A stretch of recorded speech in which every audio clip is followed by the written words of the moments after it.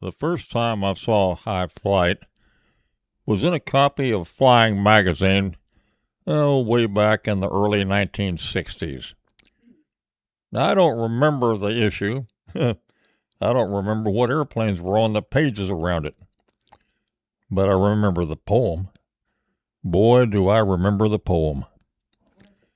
From the very first reading, it was instant, indescribable love and more. It reached down into something I didn't even know how to name at the time. Well, even now, all these years later, the best way I can explain what it means to me is this. It's me. Oh, yeah. It's me.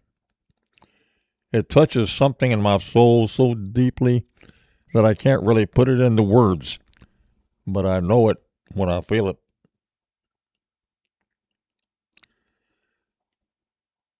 Well, back when World War II began in 1939, America declared herself a neutral nation and would remain that way until the attack on Pearl Harbor. By 1940, England stood alone against the Nazi onslaught. With their backs to the sea, the British were determined to defend their island nation to the bitter end. That defense would become known as the Battle of Britain. Despite America's neutral status, many patriotic young Americans were determined to help the English in their struggle. To get around the neutrality restrictions, they traveled north and enlisted in the Royal Canadian Air Force. From there, the next stop would be England and the cockpit of a Supermarine Spitfire fighter plane. John Gillespie Magee, Jr. was one of many.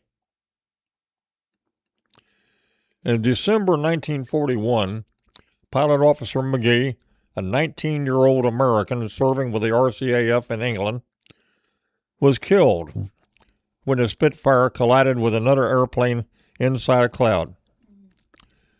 Discovered among his personal effects was this sonnet written on the back of a letter at the time he was in flying school at Farnborough, England. Since that time, the poem has become a favorite of pilots, being recited frequently at their funerals. And if you think back, you'll recall it being quoted on television after the Challenger shuttle explosion. It's been said that there are no atheists in foxholes. Well, you won't find many at high altitude either, especially alone in the unheated cockpit of a fighter plane, surrounded by the magnificent beauty of God's creation. There are precious few poems that even get my attention, but this one, called High Flight, oh yeah, I am in love with it.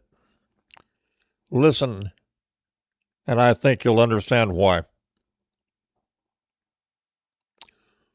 Oh, I have slipped the surly bonds of earth and danced the sky on laughter-silvered wings.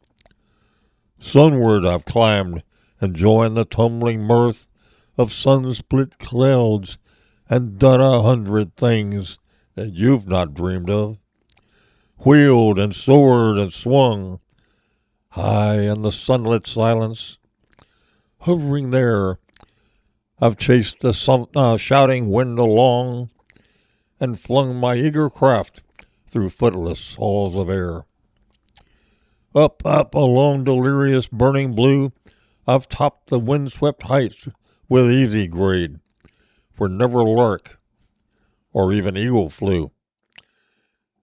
And while with silent, lifting mind I've trod the high untrespassed sanctity of space, put out my hand and touched the face of God.